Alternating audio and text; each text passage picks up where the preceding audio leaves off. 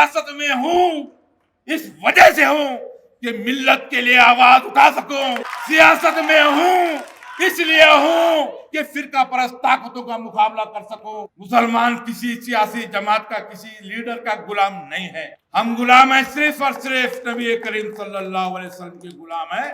आज हम पे तुम बात करते हो, हम के खिलाफ उंगली उठाते हो। एनआरसी का मामला, ये मुल्क हमारा है, हिंदुस्तान को आजाद करने वाले हम हैं, हिंदुस्तान के लिए कुर्बानी देने वाले हम हैं। हिंदू मुसलमान भाई भाई हैं।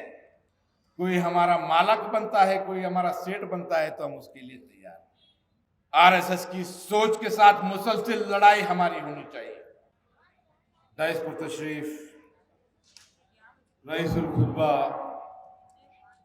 काबिल एहतराम मौलाना वकार शफी साहब, काफ़ी वक्त हो गया, मैं ज़्यादा वक्त नामों के अंदर मैं नहीं लेना चाहता। जेडीएस के ज़िले के सदर सुरेश माघोंकर साहब, जनता दल सेकुलर के corporators, defeated corporators, senior leaders, senior सहाफ़ी अजीजुल्लाह सरमद साहब, इम्तियाज सिद्दीकी साहब, बुजुर्गों, नौजवान साथियों, पर्दा नशीं मेरी माँ और बहनों, अस्सलाम वालेकुम रहमतुल्लाहि व बरकातहू। आदाब, नमस्ते। पंचरत्न यात्रा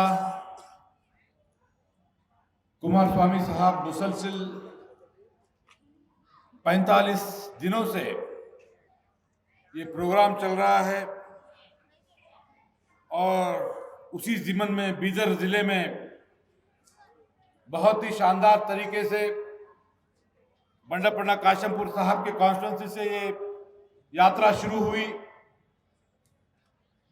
और जब बीदर के फाइनल तालुका बसवा कल्याण को वहाँ पर पहुँची तो वहाँ पहुँचने के बाद कुमार अन्ना ने और बंडापन्ना ने मुझे कहा कि आप गुलबर्गा नॉर्थ में एक प्रोग्राम कीजिए।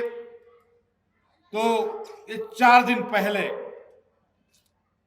वहाँ से हम गुलबर्गा आकर के हमारे पार्टी के जिम्मेदारों से बात की, दोस्तों से बात की, साथियों से बात की और इन 4 दिनों में दिन रात मेरे भाइयों ने, मेरे साथियों ने मुसलसिल तौर पर दिन रात काम करके इस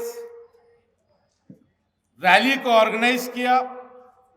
आज की ये रैली गुलबर्गा शहर की एक तारीखी रैली है, कोई इसमें शक व शुबा नहीं है। तकरीबन 2 किलोमीटर से जायद और 1.5 घंटे का इंतजार करते हुए, कुमार अन्ना का इंतजार 1.5 घंटा, 2 व्हीलर्स लगा करके, ऑटोस लगा करके, बैंड बाजे के साथ हमारी माएं और बहनें वहां तक पहुंच गई, चल के वहां से आई। तो 4 दिनों में जिस मोहब्बत खुलूस के साथ आपने आपके इस भाई को साथ देने के अज़म लेकर के आप आगे बढ़े हैं, मैं सबसे पहले तो आप तमाम लोगों का दिल की अमीख कह रहे हैं उनसे शुक्रगुजार हूं, शुक्रिया अदा करना चाहता हूं।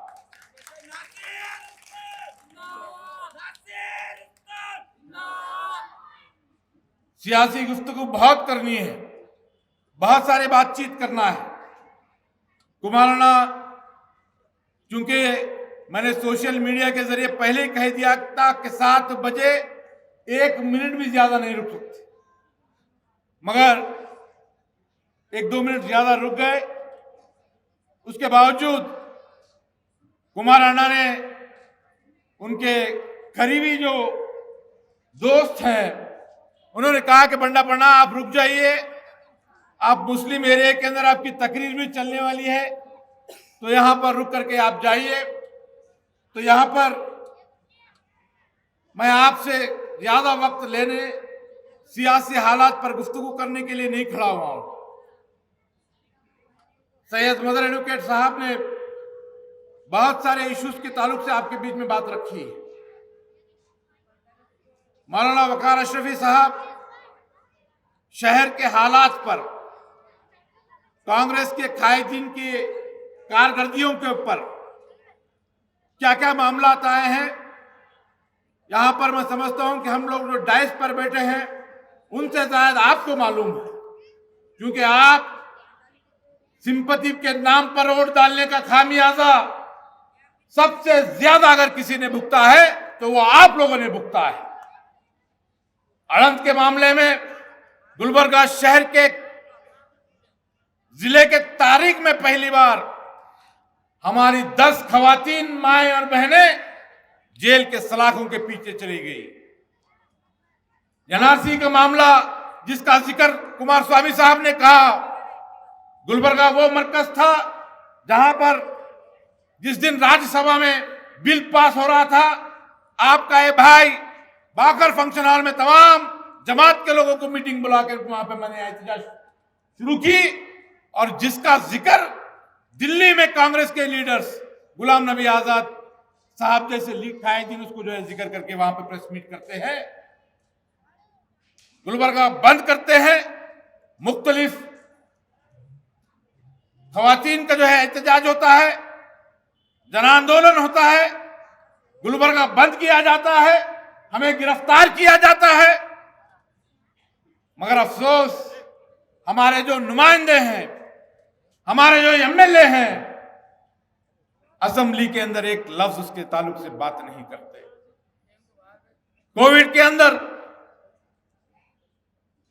हम और हमारे साथी जो सोशल एक्टिविस्ट हैं, चाहे वो वहाज बाबा हैं, असगर चुलबुल हैं, जो लोग भी हैं, कोविड के लॉकडाउन में रमजान का मुबारक महीना आता, उस रमजान के मुबारक महीने में हम जाकर के सुपरिंटेंडेंट ऑफ पुलिस से, कमिश्नर से बात करके ये कहते हैं कि रमजान का ये मुबारक महीना हमारे मुसलमान रात में सहर करते हैं, दिन भर भूखे रहते हैं, रोजा रहते हैं अल्लाह के लिए, उनको इफ्तार के लिए 2 घंटे की छूट दी जाए, 1 घंटे की छूट दी जाए। 2 घंटे की छूट देती है हुकूमत, और उसी 2 घंटे के अंदर तकरीबन 7,000 टू व्हीलर्स जहां पर इफ्तार बेचा खरीदा जाता है, वहां पर पुलिस का महकमा वॉलंटियर्स के नाम पर हमारे नौजवानों को पकड़ करके फाइन डालने का काम जो है ये डिपार्टमेंट कर रही थी। आपने उसको भुगता है, आपने मार खाया है।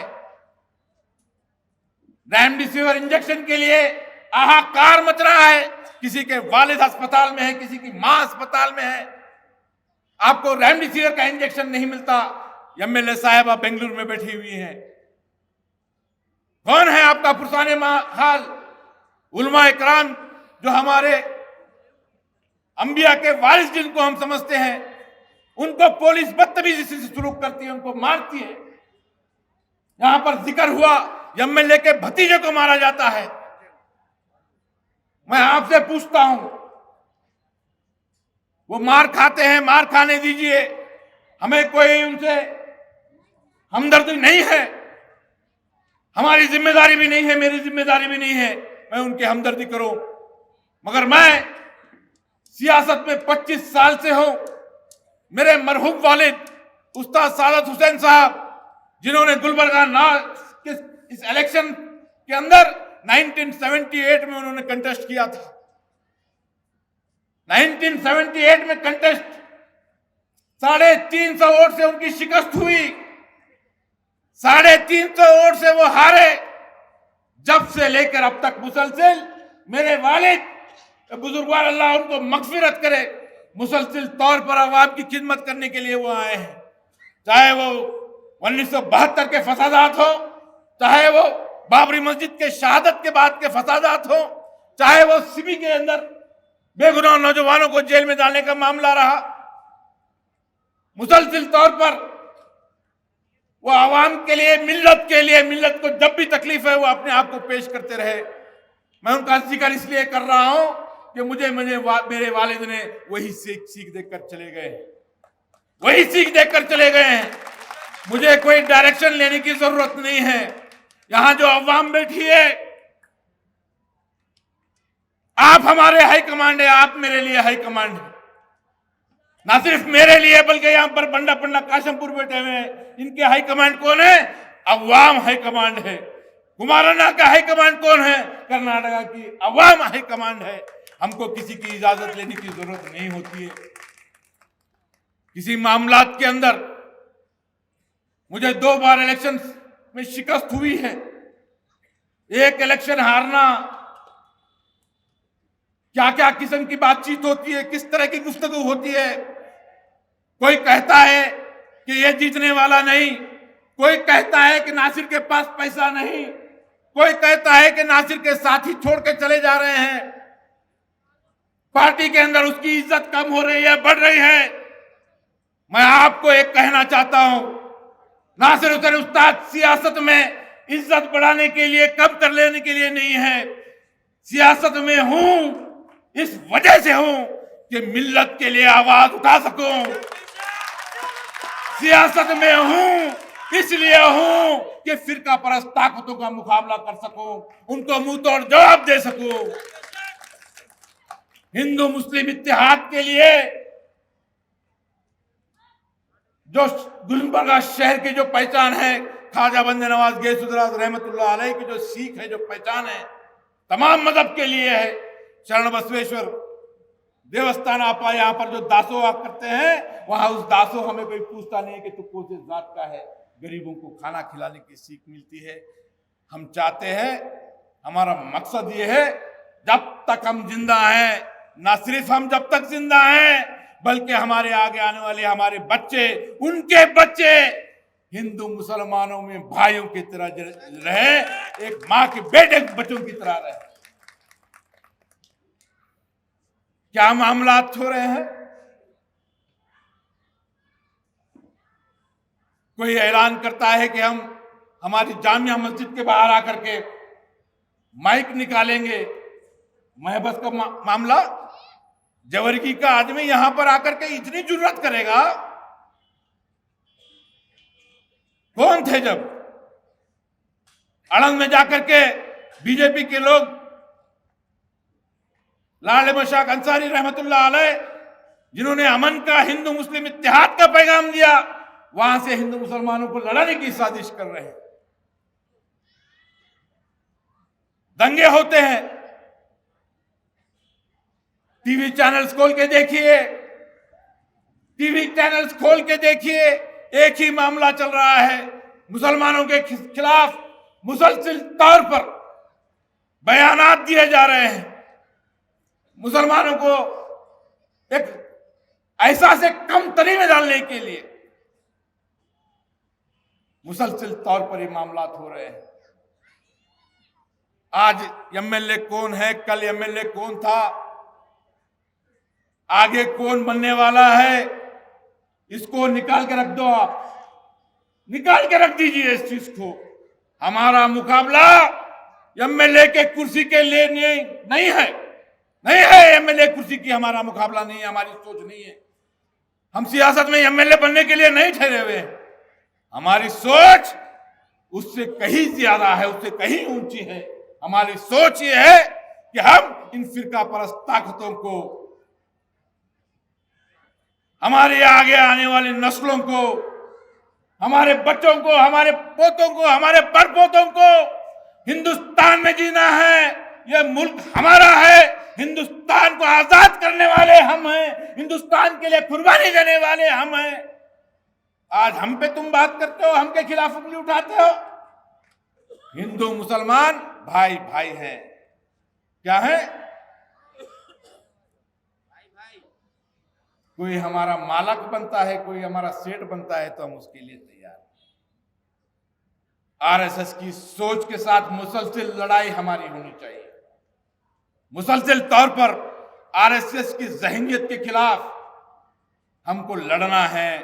हमारे वोट सीट बचाने के लिए मत दीजिए, मत दीजिए।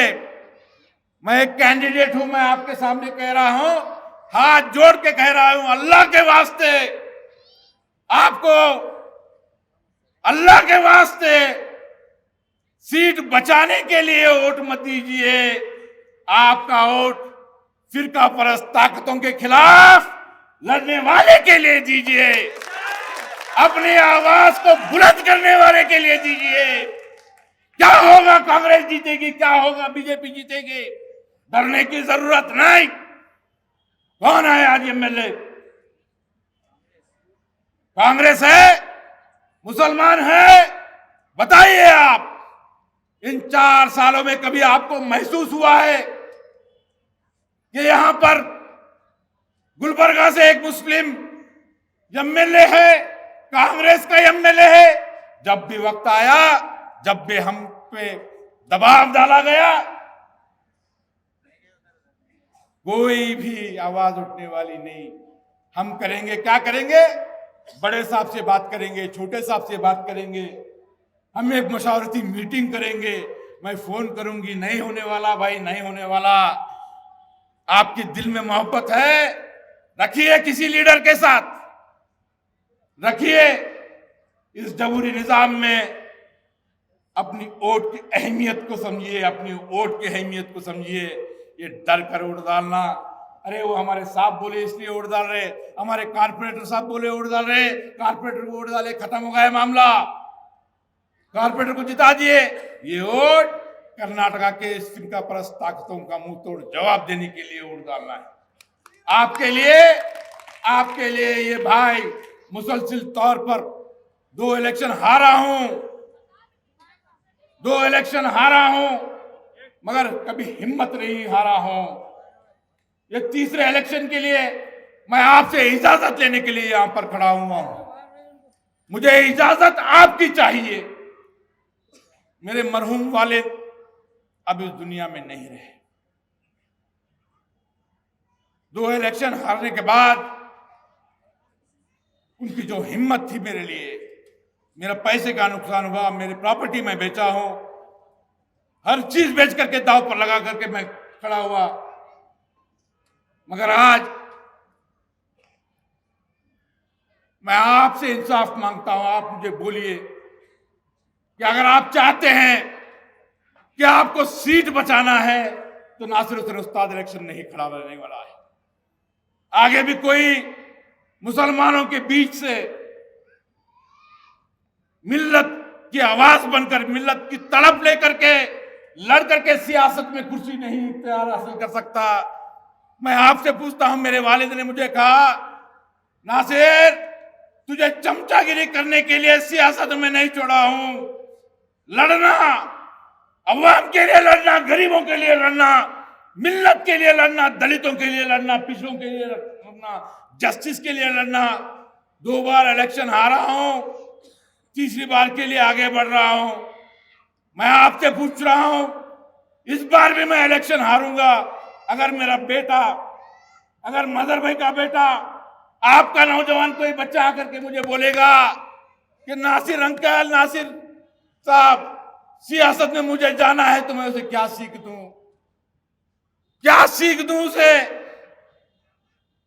आप जाकर के सियासी लीडर की चमचागिरी करो, आप जाकर के उस पार्टी का वोट बैंक है, उस पार्टी में रहो, बोलो बेटा पैसे की जरूरत होती, मिल्लत पैसे पे बिकने वाली, पहले पैसे कमा बाद में देख, बोलूं।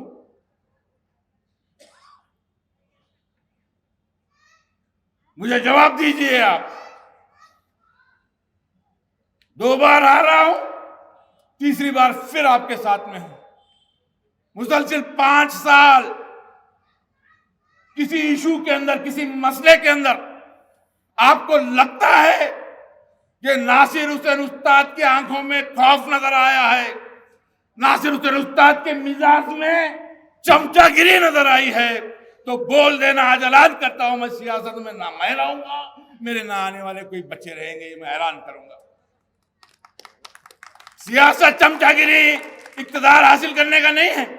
जेजेपी से था मैं कैंडिडेट, येडियुरप्पा साहब 1 साल तक बुलाए, ಎಲ್ಲಿದ್ದೀರಿ ಜನತಾ ದಳ ಗುಲ್ಬರ್ಗ ಬಾ, ಬಿಜೆಪಿನಾಗ ಬಾ, ರಾಜಸ್ಥಾನದಲ್ಲಿ ಸೇರ್ತಾ ಇದ್ದಾರೆ, ಮಂಡ್ಯನಲ್ಲಿ ಸೇರ್ತಾ ಇದ್ದಾರೆ, ನಿನ್ಗೆ MLC ಮಾಡ್ತೀನಿ बोले। आपका भाई कुर्सी के लिए आजा नासिर कहां पर है? जनता दल वोट बैंक कहां है उसका? क्यों परेशान हो रहा है? बीजेपी आजा, तेरे को मैं एमएलसी बनाऊंगा, तेरे को मिनिस्टर बनाऊंगा। कमरुल इस्लाम साहब हैं, वो जीतने का तो मुश्किल जब हयात में थे, जब मैं कमजोर नहीं हुआ, जब मैं उस कुर्सी के आस में अपने सर को झुकाने का, कॉम्प्रोमाइज करने का काम नहीं किया हूं, इस उम्मीद के साथ कि हमारी मिल्लत को समझ में जब आएगा, पूरी ताकत के साथ, पूरी ईमानदारी के साथ मेरा साथ देंगे। आज वो वक्त आया है,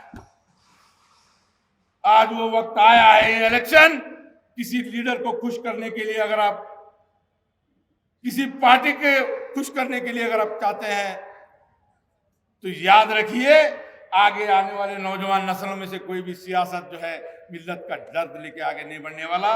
आज कुमार अन्ना ने मुझे टाइम दिया, उनका पंचरत्न प्रोग्राम अवाम के लिए है, वो आप तमाम लोगों को मालूम। कुमार अन्ना एक वाहिद ऐसी ताकत, यही कांग्रेस हिजाब के मामले में खामोश, सबसे पहले कर्नाटक में बयान मैं दिया, फर्स्ट स्टेटमेंट, इजाजत नहीं लिए, किसकी भी इजाजत नहीं लिए, बना पना देके बहुत जबरदस्त दिए बोले। कुमार अन्ना वेरी गुड बोले। एनआरसी के अंदर एहतजाज के लिए गए, परमिशन लेके गए। अल्लाह की कसम, ना कुमार अन्ना की परमिशन लिए, ना बंडा पना की परमिशन लिए।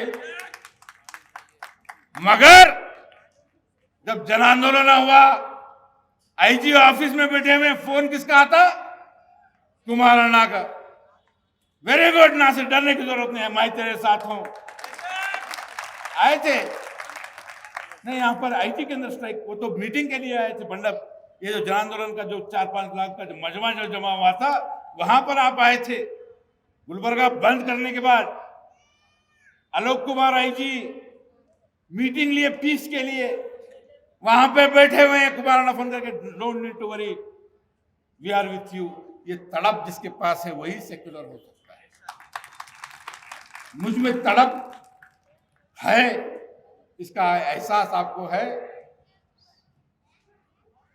आपको ये लगता है कि नासिर हुसैन उस्ताद एहसास वाला है, मिल्लत की तकलीफ को समझ सकता है,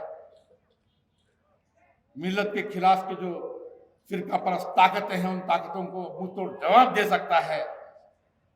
मुझे आपका इशारा चाहिए, आपका साथ चाहिए। ये एक लड़ाई में लड़ना चाहता हूं। आज बहुत वक्त हो गया, बंडा पना को मैं रुकाया हूं, बहुत मामला रहेगा इंशाअल्लाह। मैं आखिर में एक शेर कहकर अपनी बात को खत्म करूंगा। मुत्तहिद हो तो बदल डालो निज़ाम गुलशन, मुत्तहिद हो तो बदल डालो निज़ाम गुलशन, मुंतशिर हो तो मर जाओ, मुंतशिर हो तो मर जाओ, रोते क्यों हो।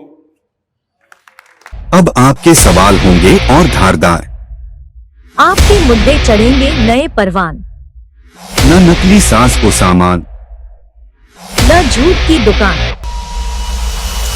खबरों में सच दिखाना ही है हमारी पहचान। हम है बेलगाम एक्सप्रेस, कलम हमारी, आवाज आपकी।